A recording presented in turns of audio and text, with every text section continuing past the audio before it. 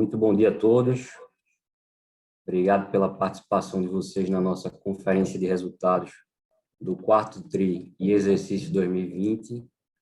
Presentes aqui comigo estão o Diego Vilar, CEO da companhia, e o Marcelo Dubé, CFO e RI. Eles vão conduzir a nossa apresentação. Na sequência, a gente inicia a sessão de perguntas e respostas. Quem quiser direcionar a sua pergunta, é só clicar no ícone Q&A, na parte inferior da tela. E antes de passar a palavra para o Diego, eu vou aqui registrar que eventuais declarações que possam ser feitas durante essa conferência relativas às perspectivas de negócios da companhia, projeções, metas operacionais e financeiras, constituem-se em crenças e premissas da diretoria da Moura Dubeux. Considerações futuras não são garantias de desempenho futuro. Envolvem riscos, incertezas, pois se referem a eventos futuros, depende de circunstâncias que podem ou não ocorrer. Vilar, por favor, pode prosseguir. Bem, obrigado, Diogo. Bom dia a todos. É com a satisfação que a gente está aqui um ano após a abertura de capital, praticamente um ano da primeira conferência de resultados que a gente faz com vocês. E a gente vem aqui apresentar os resultados do quarto trimestre do ano de 2020, bem como também o desempenho da companhia ao longo do ano integralmente, né? Então, fizemos 10 lançamentos de projetos que totalizaram 791 milhões em VGV bruto, né? Isso é praticamente o dobro de tudo que nós tínhamos lançado no ano de 2019. Na prática, são 107% a mais, e com um destaque importante, né? Todos os lançamentos aconteceram no segundo semestre. Recapitulando um pouco, a Moura, no primeiro TRI, estava muito concentrada no processo de abertura de capital. Quando a gente conclui e iria iniciar o processo de lançamento, a gente se deparou com um lockdown na nossa região, uma restrição muito intensa com a movimentação de pessoas, e a gente suspendeu o plano de negócio. Quando o mercado foi reabrindo, a gente apresentou novos projetos no mercado, e aí obtivemos um sucesso surpreendente em termos de lançamentos e vendas, tá? Isso se traduziu apenas no quarto trimestre em 315 milhões em vendas brutas, 53% a mais do que nós tivemos no mesmo trimestre do ano de 2019, e para o ano de 2020 foram 821 milhões de reais em vendas brutas também contratadas, que representam 5% a mais do que nós tivemos em 2019. Também destaco, né? Pouco mais de 70% desse volume de vendas aconteceu no segundo semestre. A gente teve um primeiro trimestre mais fraco, um segundo trimestre do ano com baixíssimas vendas, por conta das restrições que eu falei anteriormente, mas aí, a partir do terceiro trimestre, a gente entrou numa toada de vendas muito linear, em torno de 100 milhões de reais por mês, fechando o semestre com quase 600 milhões de reais em vendas. Realizamos lucro líquido seguido no último trimestre do ano, então foi o segundo trimestre consecutivo de lucro, aproximadamente 9 milhões de reais, acumulando 24 milhões nos últimos 6 meses. Né? A gente dá sempre essa visão dos últimos 6 meses, e é importante que seja feita, porque é quando a Moura Dubeux passa a ter uma performance, tanto de estrutura de capital, quanto também operacional, refletindo a abertura de capital e toda aquela estratégia que a gente apresentou anteriormente. Tivemos 104 milhões de geração de caixa, também conforme a tese que a gente apresentou lá atrás. A gente retirava o nosso endividamento, desonerava nossos ativos, e mesmo crescendo, o que é importante destacar, a companhia vem com uma forte geração de caixa. Marcelo preparou aqui, mais à frente ele vai explicar um pouco para vocês, um índice de 11% do Free Cash Flow Yield no período, tá? E além disso, um endividamento muito baixo, o índice de dívida líquida sobre o nosso patrimônio líquido atingiu um patamar de quase zero, né? Aproximadamente 1%, e a gente tem seguido isso, vai seguir e vem seguindo esse mesmo patamar ao longo do ano de 2021. Então, como melhoria de processo, a gente está como destaque, iniciamos no ano de 2021 um projeto dentro da empresa com foco em melhoria de processos, atendimento a cliente, em todos os pontos de contato. Esse projeto ele conta com a consultoria estratégica da Visagio, uma empresa de renome nacional, com foco e objetivo de melhorias de processos. Além disso, o foco está no repasse dos clientes, acelerando e diminuindo o tempo médio e trazendo uma experiência que muitas vezes é burocrática, é conflituosa, envolve muitos pontos de contato com agente público, cartórios, banco. O objetivo aqui é diminuir o tempo e melhorar a experiência do cliente. Além disso, o reforço, a estruturação e a capilaridade da nossa house, através até da marca nova, chamada MD Vendas, que a gente vem crescendo e vem tomando share dentro do nosso plano de negócio. Destacamos também o ciclo de lançamento. Esse ano de 2021 já promovemos 2 lançamentos, um na cidade de Natal, outro aqui em Pernambuco, um imóvel de segunda residência, totalizando 109 milhões de VGV bruto, 90 milhões de VGV líquido, que a diferença é apenas a permuta. E trazendo uma atualização para vocês sobre o status da evolução da crise de saúde, né, através do Covid-19. Nós estamos com 100% das nossas obras operando normalmente, funcionando com todos os cuidados e seguindo o seu plano de execução. Temos 4 estandes nesse exato momento com as suas atividades suspensas por decreto governamental. Nesse exato momento, a Bahia e o Ceará vivem um estado de lockdown. Tá? A gente está com restrição de movimentação, abertura de shoppings, lojas, restaurantes. A expectativa é que isso seja prorrogado agora no dia 15 no Ceará no dia 18, mas estamos monitorando, acompanhando, diferente do ano passado. A gente sabe como sair do outro lado e a companhia já está 100% preparada. Tá? Natural que isso possa impactar as vendas agora do mês de março, mas até a semana passada a gente vinha seguindo o nosso planejamento normal para o ano. Por favor, podem passar.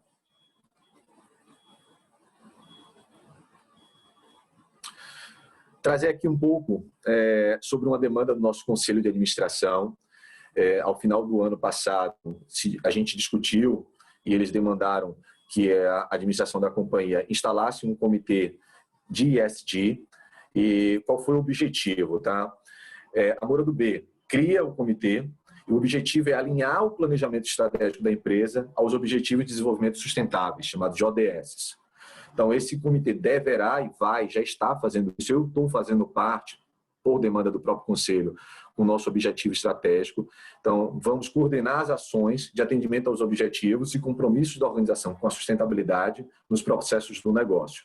Então, o objetivo da gente é potencializar o desenvolvimento social e ambiental, associado isso, obviamente, ao desempenho financeiro da empresa. Tá?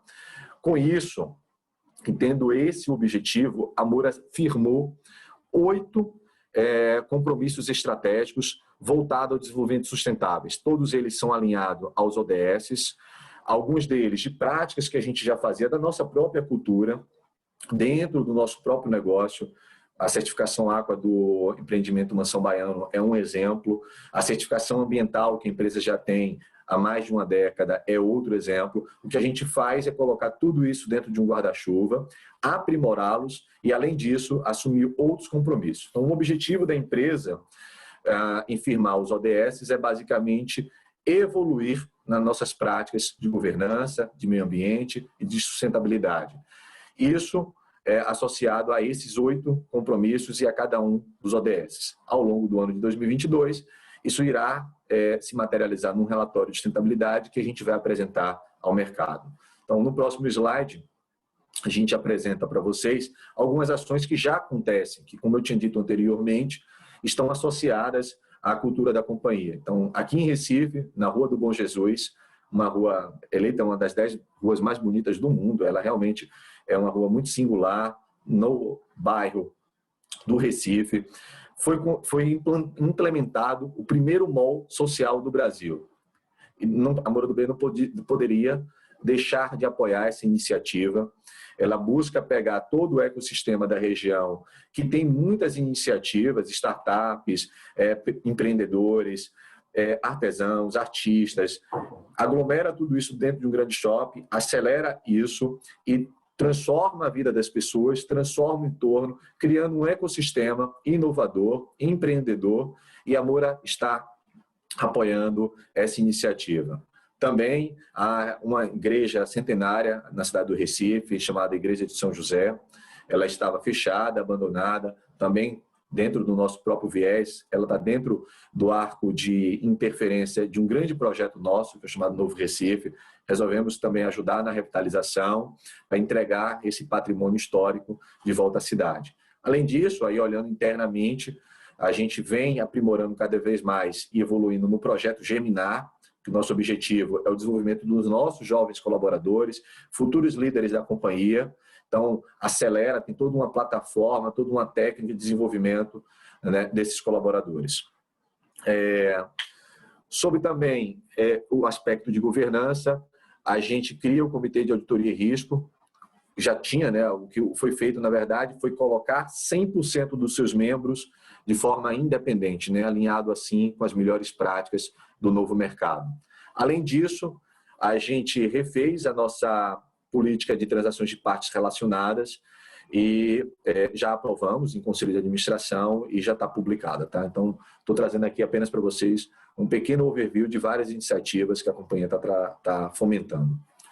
Então, entrando aqui agora na parte dos destaques operacionais, que é um dos pontos mais importantes da nossa apresentação, eu trago a visão do lançamento, né? No quarto trimestre do ano de 2020, a companhia lançou 516 milhões de reais, né?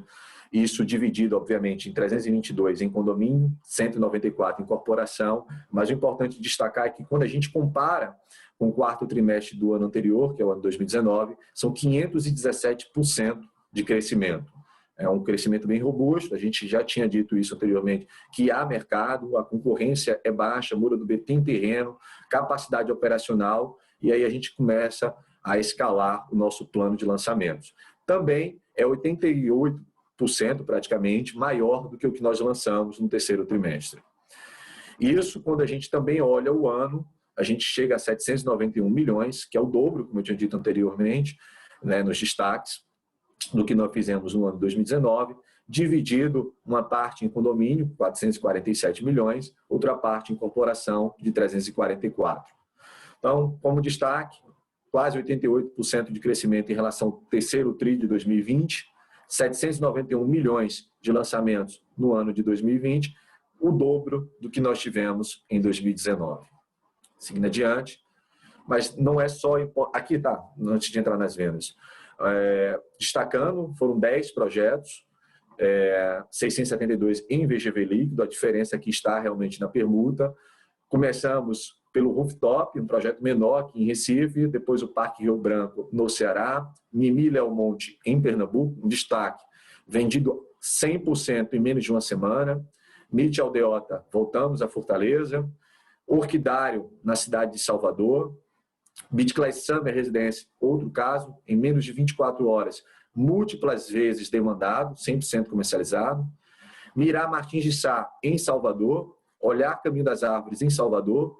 Artis, em Fortaleza. E, por último, o Verdano, aqui em Recife. Então, tivemos mixes distribuídos em praças, mixes de condomínio e incorporação, e bem equilibrado conforme a demanda do mercado. O importante aqui destacar é que nós tivemos uma boa venda desses produtos, uma boa aderência no mercado, que mais à frente a gente vai mostrar um pouco para vocês no VSO. Pode passar, Diego. Aqui eu trago os lançamentos que nós já fizemos até a semana passada. São 2 projetos. O primeiro, o Olhar das Dunas, na cidade de Natal. Também, de novo, um destaque. Voltamos a lançar em Natal depois de muitos anos. Um projeto que está performando bem de vendas. A gente vende, em média, 15 apartamentos por mês desde janeiro, né? Então, 15 de fevereiro, 15 de janeiro. 45 milhões de VGV líquido.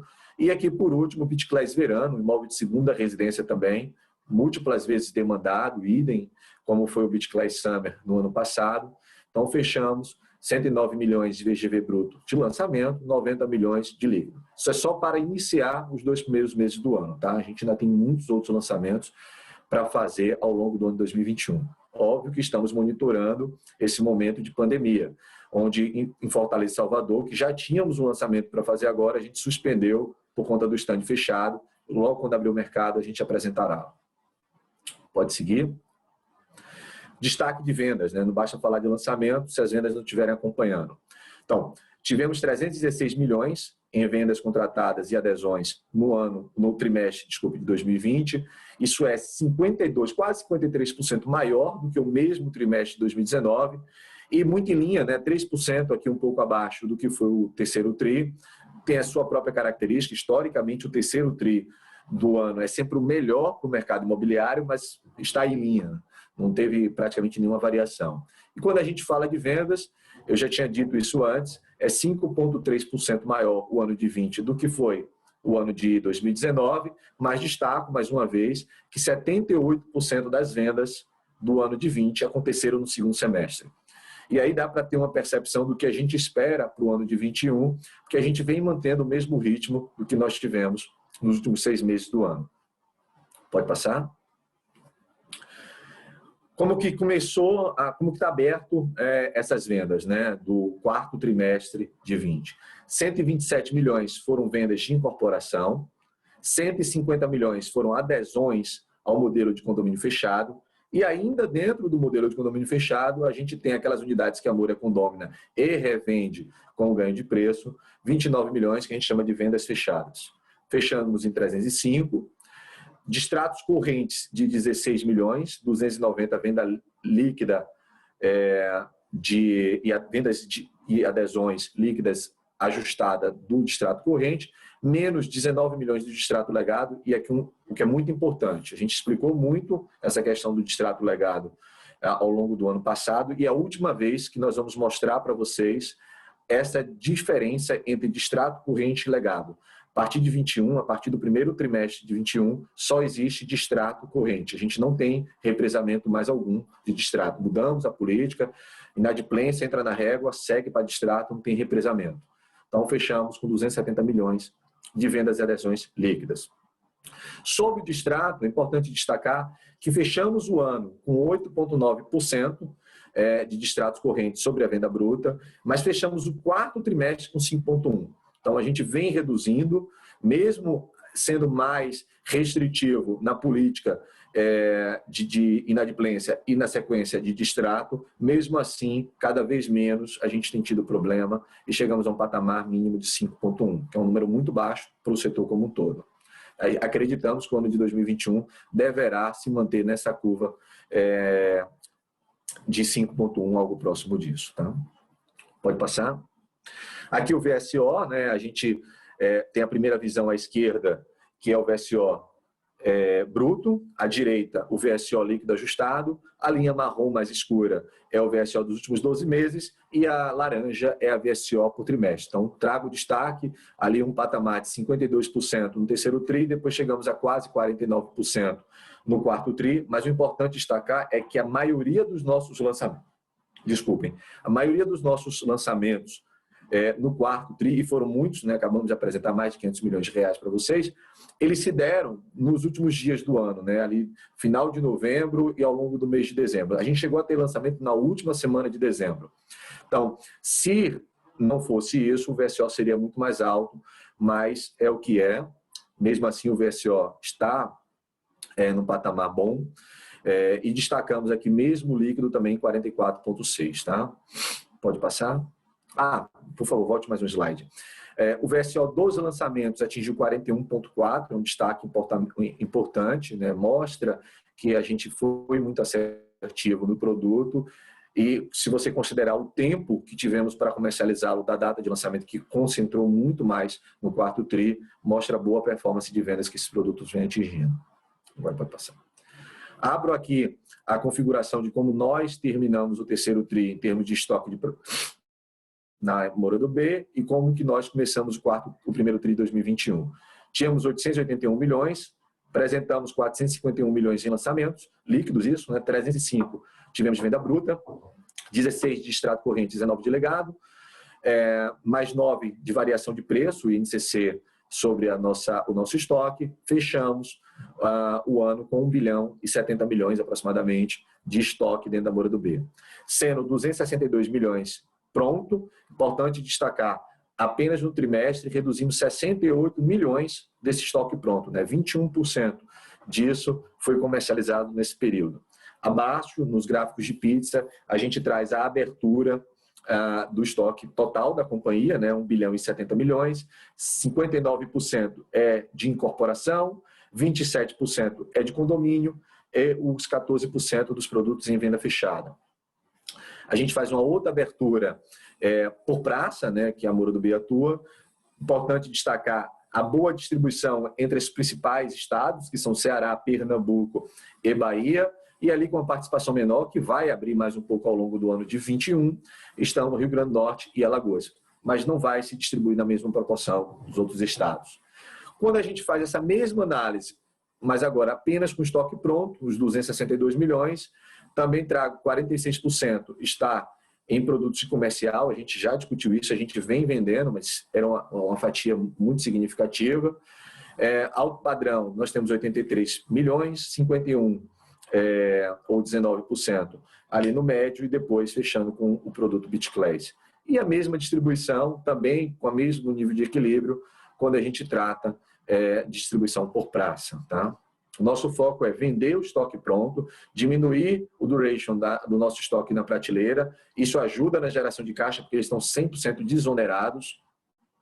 E aí a gente continuar o nosso plano de lançamento de produtos com VSO tão bom quanto ou melhor do que foi os últimos 6 meses de 2020. Trazendo um pouco sobre o land bank da empresa, nós estamos com 27 terrenos contratados. Acrescentamos mais um agora no quarto trimestre, com potencial de VGV de 122 milhões na cidade de Fortaleza. Na verdade, já adquirimos no final do ano passado e está no plano de negócio para lançamento em 21, tá? Agora, no primeiro tri, adquirimos outros, que quando for apresentar eu mostrarei para vocês, mas o importante é que temos hoje dentro de casa 3,5 bilhões de VGV potencial com os 27 terrenos dentro de casa, tá? Também, quando a gente olha o gráfico de pizza, a distribuição do VGV por tipo de produto, mostrando que a gente está ali entre o médio e o alto padrão de fato, e por forma de aquisição, que é o que eu mais trago como destaque, 64% em permuta, 36% em dinheiro, mantendo aquele mix que a gente sempre falou com vocês, que é o diferencial da Morumbi, diminuindo a exposição de caixa do seu negócio, melhorando a taxa interna de retorno, terreno com permuta, terreno que mantém a margem do nosso modelo de negócio, mas que não expõe o capital da empresa, tá? Pode passar. Atualmente nós temos 26 projetos em andamento, 18 no regime de condomínio fechado, 8 no regime de incorporação.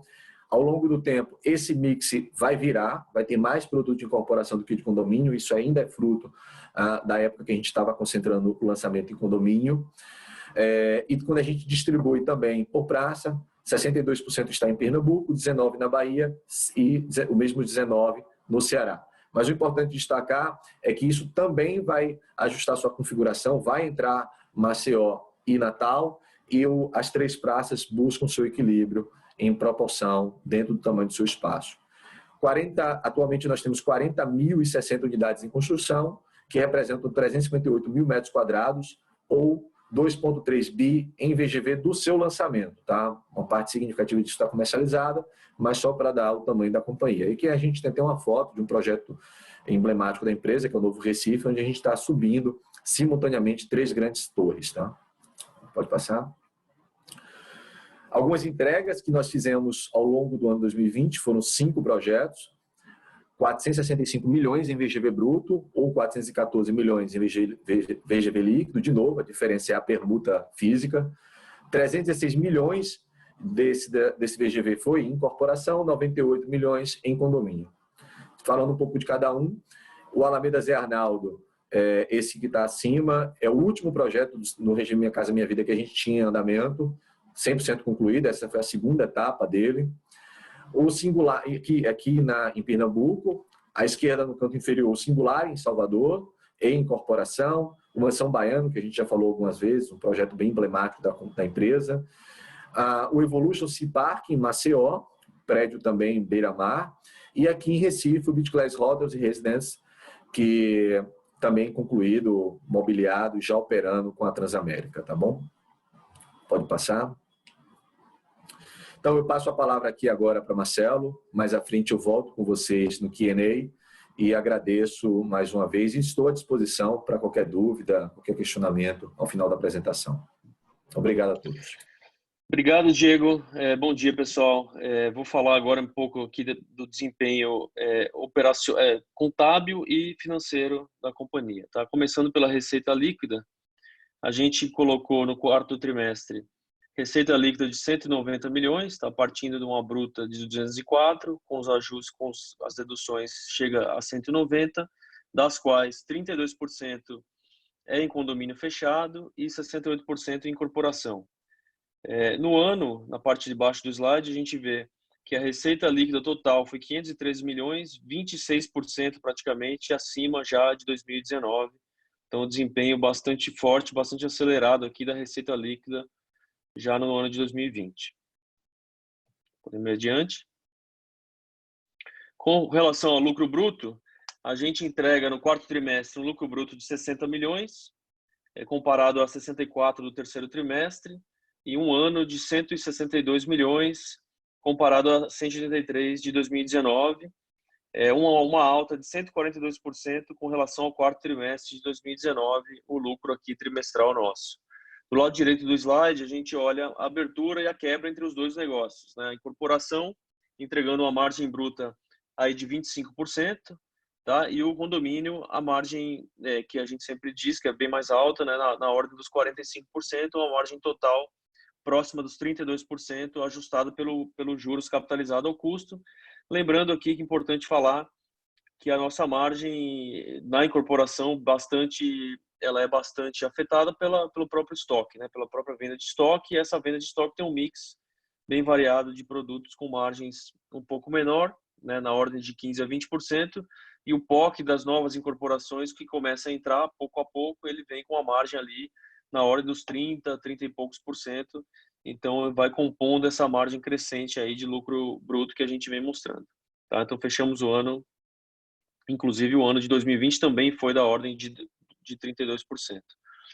Passando agora para despesas comerciais e G&A, a gente entregou o ano aqui com o quarto tri com 23 milhões em despesas comerciais e 51 milhões no total. Uma pequena alta, muito motivada pelas vendas, né? Aumento de vendas, ele tem um efeito direto aqui na despesa comercial com as corretagens. E do lado do G&A, a gente teve 18 milhões no quarto tri, 47 milhões no total do ano, um aumento pontual aqui no quarto trimestre, refletindo o aumento de estrutura da companhia, que tende a ser normalizado ao longo dos trimestres aqui de 2021, não do mesmo número que está aqui no quarto trimestre. Isso aqui reflete mais um aumento pontual do que uma repetição desse tamanho que a gente vai ter ao longo do ano, tá? Com relação ao EBITDA, a gente tem um EBITDA positivo mais uma vez, com praticamente 10% de margem, 19 milhões de reais, uma pequena baixa comparada ao terceiro tri, muito aí por conta dessas despesas que entraram um pouco a mais no quarto trimestre, mas um ano aqui bastante saudável, aqui com 57 milhões de EBITDA, que também é refletido pela geração de caixa que a gente vai ver um pouco mais à frente. Podemos seguir. Resultado financeiro aqui já mostra, né, todo o efeito, né, do que a gente programou com o IPO da companhia, né, a praticamente encerramento das despesas financeiras desproporcionais que a companhia vinha tendo. Então, você teve ali uma redução de 180 milhões do resultado financeiro líquido de 2019 para 21 milhões em 2020, sendo que no quarto trimestre a gente teve um resultado positivo em 4 milhões de reais, bastante influenciado pela correção da própria carteira nossa de recebíveis, com os índices de INCC que vem acelerando. Podemos passar? Aí outra boa notícia, né, que o Diego já falou um pouco no começo, né, a continuidade da nossa lucratividade. Então, segundo trimestre consecutivo aí com lucro líquido, da ordem de 9 milhões de reais. Se você olha o semestre, você tem 24 milhões de reais acumulados no semestre, e você tem, olhando para um comparativo com 2019, um aumento de 37 pontos percentuais, uma reversão de prejuízo que a gente teve no último trimestre do ano passado, retrasado, desculpa, com relação ao último trimestre aqui de 2020.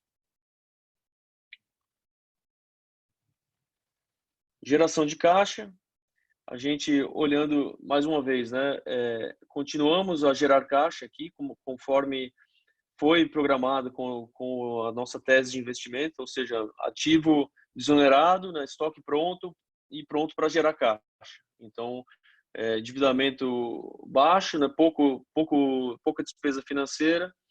A empresa ela gerou desde o IPO, né, desde o primeiro trimestre, né, 104 milhões de reais de caixa. Se você coloca desde o segundo trimestre, ainda é 10 milhões a mais. E isso comparado ao valor de mercado que a empresa tinha no fechamento do ano, nos daria aqui um free cash flow yield, né, que é uma forma de quantificar, né, o rendimento sobre o valor da empresa, no total de 11%, tá? Que é bastante interessante quando comparado aí a investimentos em geral, que a gente vê hoje com as taxas de juros que a gente acompanha, tá? Por fim, a gente traz aqui uma fotografia, né, geral do nosso balanço, né, e das contas on e off balance da companhia, e a gente tem aqui um ativo líquido, continua na ordem de 4 bilhão de reais, tá? Partindo aí do tudo que é disponibilidades, né, 119 milhões, recebíveis totais, de curto e longo prazo, estoques também, e outros ativos, né, menos os terrenos também, né, adicionando, menos a dívida bruta, os custos a incorrer, os impostos a pagar e o adiantamento a clientes, tá? Então, essas contas todas consolidadas e somadas, você chega num ativo líquido da empresa de 1,4 bi, né, significativamente maior que nosso valor de mercado. Aí, voltando a reafirmar, a companhia apresenta ainda, então, ali um valor de mercado abaixo desse valor de ativo líquido, que mostra uma simetria aqui de valor no mercado de capitais, tá? Com isso, eu encerro aqui a apresentação e a gente abre aqui para Q&A, para quem tiver perguntas nos passar. Bom, iniciando aqui a nossa sessão de perguntas e respostas, só lembrando, quem quiser realizar perguntas é só clicar no ícone Q&A.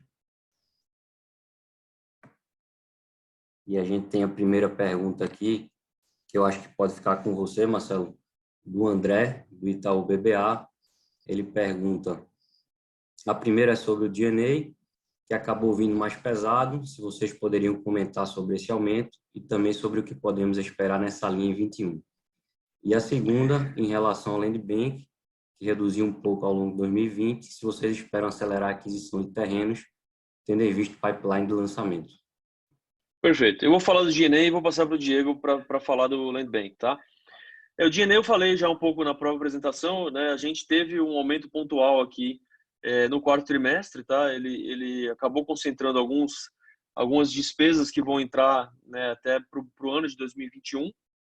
Então, ele foi mais preparando para esses pagamentos de 2021, mas não é um número que deve se manifestar repetidamente ao longo dos trimestres de 2021. Então, ele deve mais ficar em linha com o número total do ano, né, algum aumento pequeno em cima do número total do ano de 20, e não repetir os trimestres do quarto tri vezes 4, tá? Mas essa é a linha do nosso D&A, é o que a gente programou aqui dentro do nosso plano estratégico da companhia, o que está aprovado no nosso planejamento. Tá? Aí, Diego, para você falar do Land Bank, se você quiser complementar também alguma coisa sobre o D&A. Só para complementar um pouquinho do que você já colocou, foi pontual do quarto tri, na verdade não envolveu caixa, foi provisionamento. Não esperem isso no primeiro trimestre de 2021, tá? Nem para os demais. A companhia deve performar em termos de D&A muito em linha o que foi os últimos 6 meses de 2020, buscando mais, de fato, que é o que vocês podem esperar, um percentual de D&A sobre a receita menor ao longo do ano do que o que vocês viram no quarto tri. Isso aí sem dúvida. E com relação à segunda parte da pergunta, sobre a aquisição de terreno, estamos seguindo o que houve uma diminuição ali no nosso Land Bank, de fato, como nós tínhamos dito há um pouco mais de um ano atrás, que nós estávamos prontos para voltar a lançar, ao passo que fosse equacionado a estrutura de capital da empresa para que ela pudesse seguir expandindo no modelo de capital intensivo que é o nosso.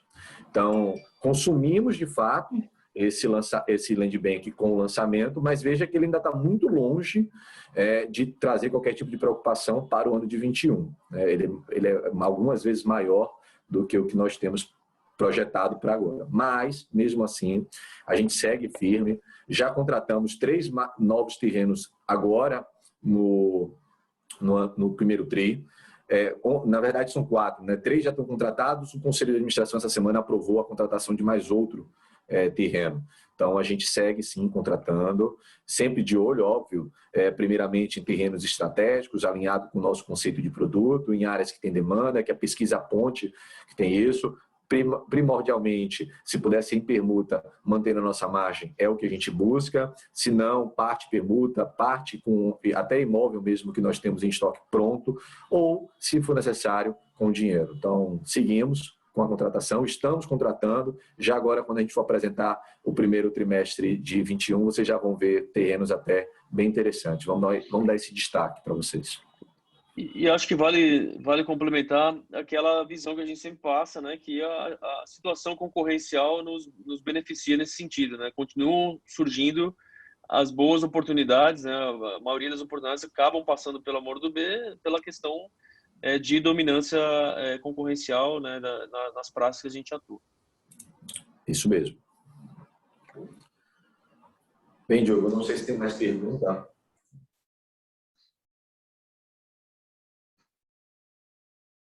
Sim, tem mais uma pergunta aqui. Essa é do Fernando Rodrigues.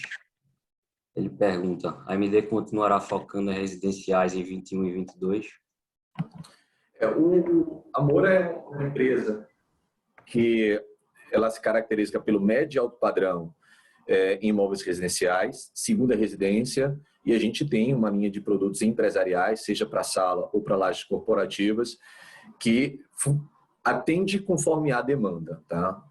A gente não tem hoje uma expectativa de lançamento de empresariais em Salvador, nem em Fortaleza, por acreditar que nesse momento não tem demanda. Especificamente em Recife, a gente começa a perceber que, mesmo com a pandemia, existe uma janela hoje, caso nós tivéssemos interesse. A gente só precisa ajustar, de fato, o produto à demanda. Isso é um ponto.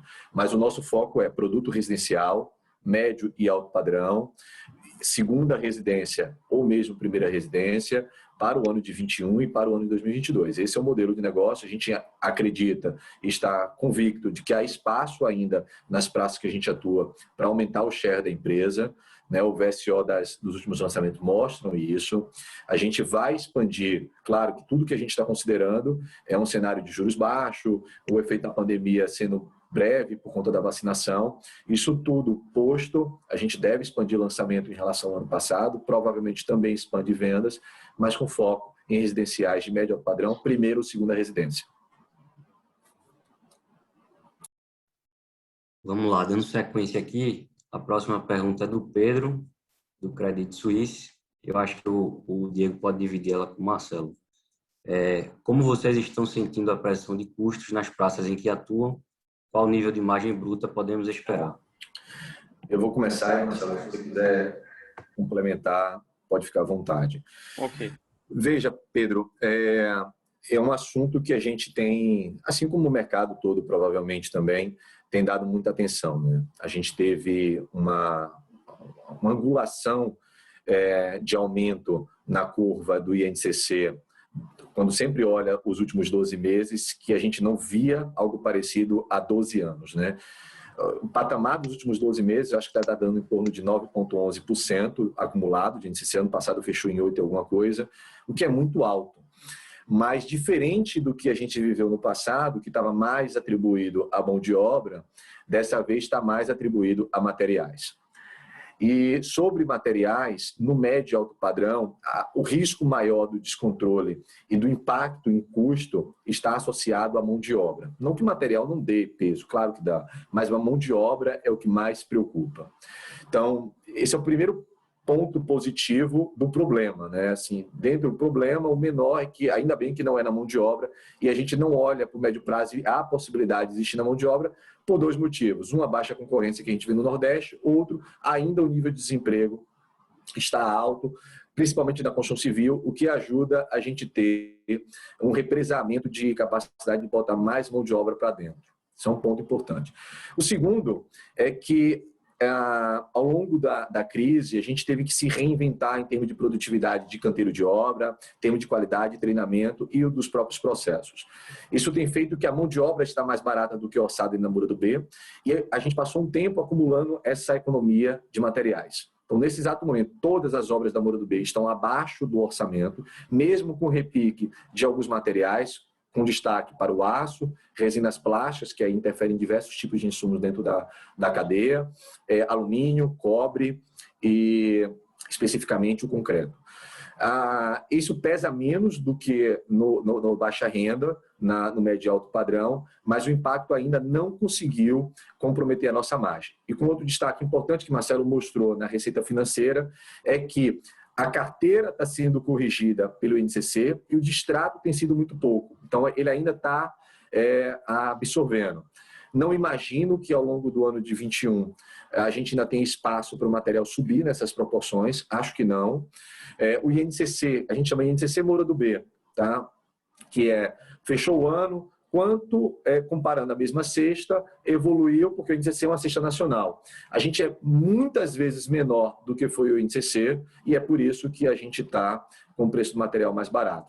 A gente é o principal player de incorporação da região, a gente consegue ter escala de compra, a gente consegue ter negociações mais próximas do fornecedor do que a grande maioria na nossa região especificamente. Muitos deles têm fábrica aqui no Nordeste e isso ajuda. Além disso, por uma coincidência, mas por necessidade de melhoria de processo, a gente passou por uma reestruturação em suprimentos, fez a gente estar mais próximo dos fornecedores e a gente virou o ano com o aço das obras comprados e garantidos até junho. Então, isso blindou a companhia para esses reajustes que estão tendo mais recentemente. Então, podem esperar uma margem da empresa para o ano de 21 melhor do que foi o ano de 2020. Ótimo, Diego, só queria complementar num ponto aqui, um mitigador importante de risco que a Moura do B tem, né? Lembrar que hoje a gente tem 26 projetos, né, na rua, né? Alguns ainda não começaram obras, vários dos lançamentos que a gente fez não começaram obras, mas são um total de 26 projetos. Dos 26, 18 são em condomínio, né? Então, lembrar que, a despeito de a mesma assertividade da engenharia vale também para o condomínio a gente incorre apenas em FIIs, né? Em comissões, e essas comissões e as parcelas são corrigidas automaticamente pelo INCC, o cliente, né, final que assume, e as comissões são derivadas de um percentual em cima dessas parcelas. Então, ela acaba sendo um business que mitiga esse risco num momento como esse que a gente está. Tá? É isso que eu queria colocar aqui. Bom, a próxima pergunta ela vem do Jamil. Ele gostaria de saber uma avaliação nossa a respeito do provável aumento de juros e o impacto para a empresa devido ao aumento de juros para o financiamento imobiliário. Marcelo, você quer responder ou... Posso? Não, vamos lá. Eu acho que a gente tem que ter uma visão que, assim, hoje a gente está com 2% na taxa Selic e o crédito imobiliário ele está aí rondando na faixa a partir de... Você tem a modalidade de poupança mais, né, que vai te trazer no curto prazo um custo composto aí de 5 e alguma coisa, e a taxa fixa na ordem dos 6 e alto, né? 6 e alguma coisa alto. Isso, se você olhar historicamente, né, a gente, quando estava com as taxas de juros que foram baixadas ali para o patamar de 7%, a Selic, em 2019, né, início, logo após a mudança de governo, que essas taxas começaram a cair e foram para o patamar de 7%, todos falavam que eram as condições, né, as premissas necessárias para o mercado imobiliário começar a funcionar. E realmente foi ali que começou o mercado a acelerar e as taxas de crédito imobiliário dos bancos começaram a baixar. Então, baixaram da ordem dos 10% para próximo dos 7% e ali pararam, né? Apesar da taxa Selic ter abaixado mais, né, chegou a 2%, ali ficou mais ou menos estacionado o crédito imobiliário na ordem dos 7%, 6% e alguma coisa quando a gente fala de taxa fixa. Então, a gente tem uma gordura ainda grande, né? E aí, antes de falar gordura, né, só esse movimento por si só colocou para dentro da cesta de pessoas que é capaz de financiar um imóvel centenas de milhares de famílias, tá? Isso só nas praças que a gente atua, a gente viu um estudo da Abrainc, colocando aí mais de 200 mil famílias em Salvador, Fortaleza e Recife, que conseguem financiar após essa redução de taxa de juros. Agora, olhando para a situação de fotografia atual, a gente tem uma gordura grande entre os 2%, onde está a taxa hoje Selic, para o que é o crédito imobiliário. Então, a gente acredita que os bancos podem segurar e manter essa taxa de crédito imobiliário, apesar do aumento de taxa de juros. Tá? O que pode mudar, eventualmente, é o que vem acontecendo, né? Uma redução no adiantamento de parcelas que a gente vem vendo. A gente vem observando esse fenômeno aqui de pessoas, né, clientes, que preferem, isso em empreendimentos que estão em lançamento, então, preferem pagar uma entrada maior do que ficar no INCC até financiar. Né? Isso pode mudar essa composição, mas a taxa de juros em si e reduzir o incentivo à compra, né, a dificuldade do crédito, a gente não vê no radar do momento.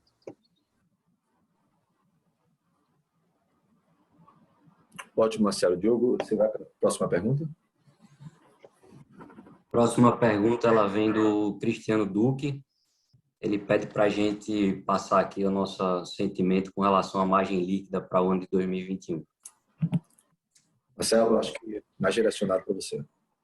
Então, vamos lá. A gente olha para o balanço da companhia hoje, né, e para os resultados que a companhia vem mostrando, e entende, como, né, o próprio Diego mostrou num determinado momento da apresentação, que a gente fez toda a questão dos distratos que estavam represados, né, a gente não vai ter mais esse tipo de movimento dentro da operação da companhia, e a gente vem agora, pouco a pouco, com as obras em incorporação, ocupando espaço, né, dentro do nosso resultado.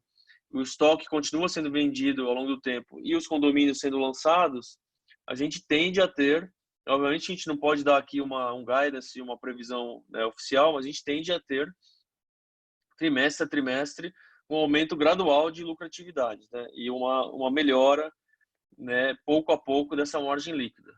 A tendência, na nossa visão, a visão da administração é que a companhia, né, a companhia incorporadora, ela é um animal que se move lentamente, né? A gente coloca o plano estratégico e o resultado vai sendo contratado e vai sendo colhido ao longo do tempo no futuro. Então, esse resultado foi já inicialmente contratado, parte dele ao longo de 2020, com os lançamentos e com as vendas, continuará sendo contratado ao longo do ano, porque a gente continua lançando e continua vendendo bem. Então, esse resultado deve ser colhido pouco a pouco. O POC, né, o Sistema de Contabilização do setor, realmente ele avança somente para e passo com as obras, então isso leva tempo. Você acaba tendo que ter uma certa paciência para que esses resultados sejam colhidos de maneira expressiva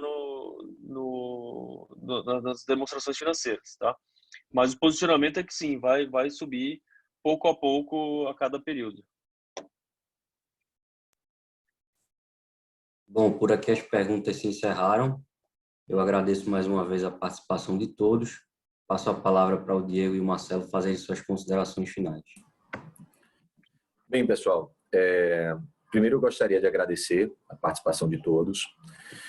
Gostaria de dizer que tanto eu quanto o time do RI está à disposição, ainda ao longo do dia ou da próxima semana, para qualquer tipo de esclarecimento sobre os números que a gente apresentou. Mas o que eu gostaria de deixar como mensagem final é que eu não consigo imaginar, mesmo com a crise de saúde afetando a economia como está, um momento tão positivo para a empresa, né? A gente volta a lançar de forma significativa depois de muitos anos, encontra um mercado que aceita muito bem o nosso produto, onde a gente percebe, a gente fala internamente, uma energia muito positiva, tanto cliente com empresa, a assertividade do produto, a melhoria de processos e de governança da Moura do B.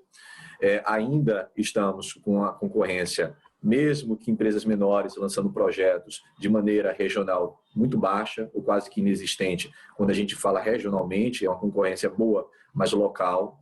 Acesso a bons terrenos a cada dia se apresentando, uma velocidade entre a nossa início do desenvolvimento da oportunidade de negócio até o lançamento bem grande, sem grandes intempéries no processo de legalização, incorporação e comercialização e mesmo desenvolvimento de campanha. Um VSO que tende a melhorar, e a gente acredita que o país, tão logo consiga equalizar essa questão de saúde, que já tenha a vacinação, vai passar por uma redução do desemprego, vai encontrar o seu caminho das reformas necessárias e isso ajudar a dar um novo dinamismo à economia, que mesmo existindo um aumento na taxa de juros, a quantidade de pessoas que voltam a enquadrar renda agora, não mais só por redução de juros, mas também por volta do emprego, vai continuar gerando demanda. Além disso, a pandemia trouxe algo transformacional no conceito de refletir sobre sua casa, né, sobre o local que você mora, a forma como você interage com seus familiares e também no quesito segunda residência, que eu acho que não tende a voltar a ser como antes no médio e longo prazo. Tá? Isso também ajuda as pessoas a buscarem novos imóveis, buscar repensar num produto mais novo. E aí a Moura do B, bem posicionada como está, bem alinhada e bem ajustada operacionalmente, vai poder aproveitar ainda mais esse momento. É isso que a gente espera para 2021. Isso naturalmente vai se refletir nas nossas margens, na nossa rentabilidade, na nossa geração de caixa.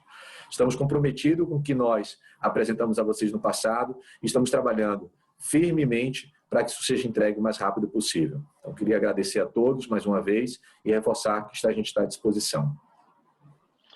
É isso, também aqui do meu lado, agradeço, também fico à disposição, reforçando aí que a gente está também acredito 100% que a gente está no caminho certo, subscreva aí tudo que o Diego falou e ficamos à disposição. Um grande abraço a todos.